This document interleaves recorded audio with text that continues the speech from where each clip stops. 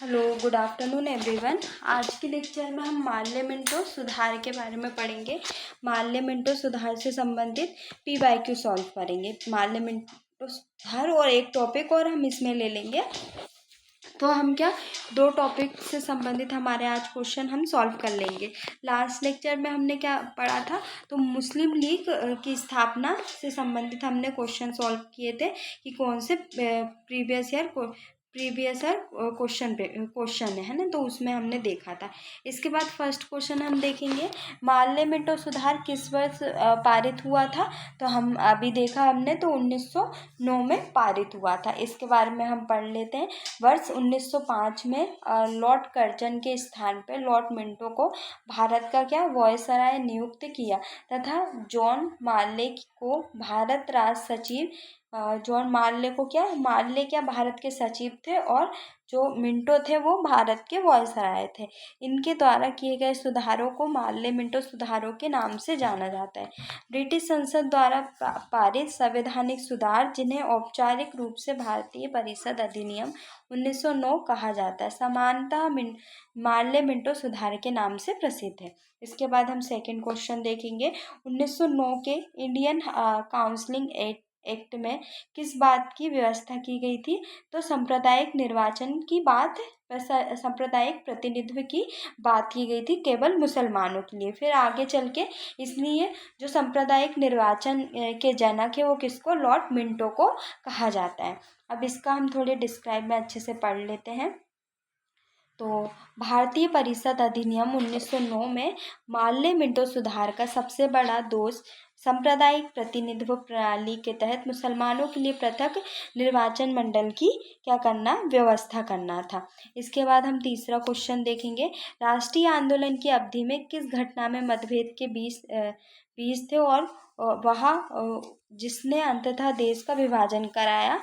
तो क्या था, विधानसभा में मुसलमानों के लिए पृथक निर्वाचन क्षेत्रों और स्थानों का आरक्षण, जो कि बाद में चल के विभाजन का मुख्य कारण बना। तो हम देखेंगे, इसका थोड़ा डिस्क्राइब में अच्छे से पढ़ लेते हैं। वर्ष 1909 के मार्ले मिंटो सुधारों का सबसे बुरा पक्ष था मुसलमानों को पृथक तथा सांप्रदायिक निर्वाचन पद्धति की सुविधा प्रदान करना। इस सुविधा ने कालांतर में भारत के सार्वजनिक सांप्रदायिक जीवन को विषक्त कर दिया और अंततः देश के विभाजन के बीजारोपण का काम किया। इसके विषय में जवाहरलाल नेहरू ने कहा था कि ये हमको कथन याद रखना है कि इससे उनके चारों ओर एक राजनीतिक प्रतिरोध बन गया, जिन्होंने उन्हें शेष भारत से अलग कर दिया और इसने शताब्दियों से आरंभ हुए एकता तथा मिलन की ओर किए गए सभी प्रयत्नों को क्या पलट दिया। तो ये कथन किसके द्वारा कहा गया, ये भी आपसे पूछ सकते हैं। तो कथन बहुत इम्पोर्टेंट है। तो किसके द्वारा, जवाहरलाल नेहरू के द्वारा कहा गया। इसके बाद चौथा क्वेश्चन, राजेंद्र प्रसाद ने किसे पाकिस्तान का जन्मदाता माना। तो लॉर्ड मिंटो को माना, क्योंकि उन्हीं के कारण क्या पाकिस्तान में सांप्रदायिक निर्वाचन को अत्यधिक प्रोत्साहन किया था। तो राजेंद्र प्रसाद द्वारा पाकिस्तान का जन्मदाता लॉर्ड मिंटो को माना जाता है। ध्यानत में है कि मिंटो द्वारा 1909 में मार्ले मिंटो सुधार में प्रस्तुत सांप्रदायिक प्रतिनिधित्व प्रणाली ने सांप्रदायिकता को अत्यधिक प्रोत्साहन किया, जिसकी परिणति अंततः विभाजन में हुई।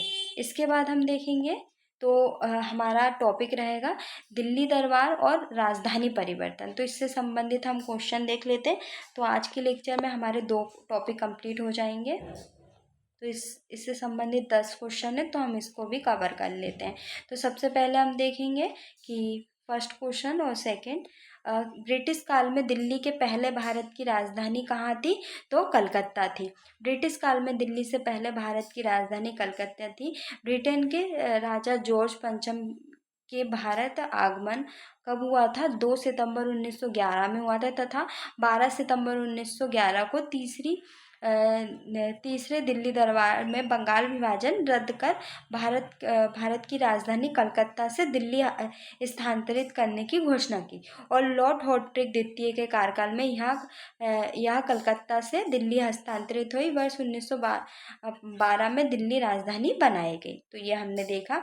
इसके बाद ये हमारे MPPSC में प्री में 1995 में आया। वर्ष 1902 में जब राजधानी कलकत्ता से दिल्ली थी, उस समय भारत के वायसराय अभी हमने देखा लॉर्ड हॉट्रिक थे। इसके बाद हम देखेंगे तीसरा क्वेश्चन और चौथा, दिल्ली भारत की राजधानी कब बनी थी? तो 1911 में बनी थी। उल्लेखनीय है कि दिल्ली को राजधानी बनाने की घोषणा 1911 में की गई थी, जबकि हस्तांतरण 1912 में हुआ था। इसके बाद हम चौथा क्वेश्चन देखेंगे। तो किस वर्ष भारत की राजधानी कलकत्ता से दिल्ली की गई थी?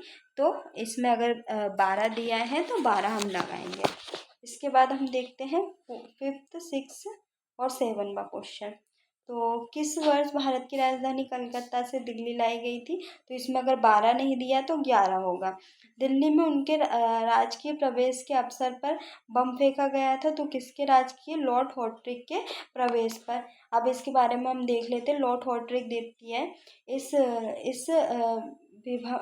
विभ्रम के प्रभाववश संतुष्टिकरण विषयक कार्य कर रहा था कि उनके द्वारा क्रांतिकारी आंदोलन को सफलतापूर्वक दबाया जा सकता है, परंतु शीघ्र ही उस समय उसका मोहभंग हो गया जब 23 दिसंबर 1912 को दिल्ली में राजधानी परिवर्तन में औपचारिक समारोह के अवसर पर वह जुलूस के रूप में दिल्ली में प्रवेश कर रहा था कि उस समय चांदनी चौक पे बम फेंका गया था। इसके बाद 7वां क्वेश्चन, क्रांतिकारी जो हॉट्रिक बम कांड में शामिल नहीं था, तो कौन शामिल नहीं थे? भगवान चरण बोहरा शामिल नहीं थे। इसके बाद मास्टर अमीरचंद शामिल थे, भाई बाल मुकुंद शामिल थे और अवध बिहारी इसमें शामिल थे। इसके बाद हम देखेंगे 8वां क्वेश्चन। इसके बारे में हम पढ़ लेते हैं थोड़ा और फिर 8वां और 9वां क्वेश्चन देखिए। हॉट्रिक बम कांड दिल्ली लाहौर षड्यंत्र केस के नाम से प्रसिद्ध था, जिसमें 14 व्यक्तियों को अभियुक्त बनाया गया, जिसमें अवध बिहारी, मास्टर अमीरचंद, बाल मुकुंद और बसंत विश्वास को फांसी और बलराज और हंसवंत सराय को आजीवन कारावास की सजा दी गई। इस केस में दीनानाथ सरकारी गवाह बन गए। कौन बने? तो दीनानाथ सरकारी गवाह बन गए और भगवती चरण बोहरा इसमें शामिल नहीं थे। इसमें मुख्य भूमिका निभाने वाले रास बिहारी घोष जापान चले गए थे। जो मुख्य भूमिका निभाए थे वो जापान तथा मुकदमे से बच गए थे। इसके बाद हम देखेंगे तो 8वां क्वेश्चन में क्या दिया है, इसको हम पढ़ते हैं। तो निम्नलिखित में से कौन सा संगठन दिल्ली में वायसराय लॉर्ड हॉट्रिक पर बम फेंकने के लिए उत्तरदायी था? तो इसमें से अनुशीलन समिति से संबंधित। तो इसके बारे में हम पढ़ लेते हैं। दिल्ली में वायसराय लॉर्ड हॉट्रिक द्वितीय पर बम फेंकने के लिए अनुशीलन समिति उत्तरदायी थी। इसके बाद हम देखेंगे 9वां और लास्ट हमारा 10वां क्वेश्चन। तो 9वां क्वेश्चन,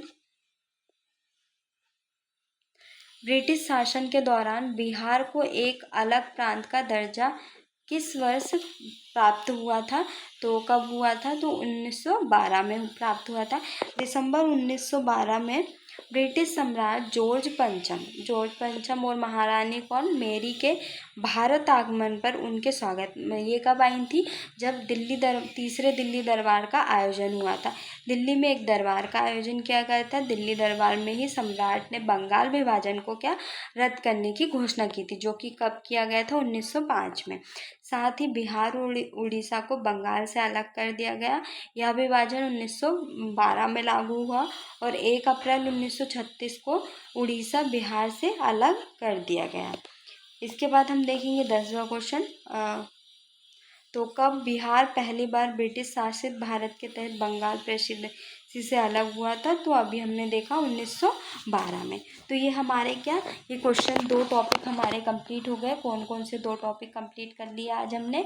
तो मार्ले मिंटो सुधार, जिससे संबंधित हमने 4 क्वेश्चन देखे, और जो दिल्ली दरबार और राजधानी परिवर्तन से संबंधित हमने कितने 10 क्वेश्चन सॉल्व किए। नेक्स्ट लेक्चर में हम क्या देखेंगे? कांग्रेस का लखनऊ अधिवेशन, जिसमें हमको कितने क्वेश्चन सॉल्व करने, इसमें भी हमको 10 देखने। और होम रूल लीक। तो इसमें हमको कितने देखने हैं? होम रूल लीक में हमको 13 क्वेश्चन सॉल्व करने हैं। या तो हम इसको एक ही लेक्चर में देख लेंगे, या तो इसको हम 2 लेक्चर में कंप्लीट कर लेंगे। और तो नेक्स्ट टॉपिक हमारा क्या रहेगा? कांग्रेस का लखनऊ अधिवेशन।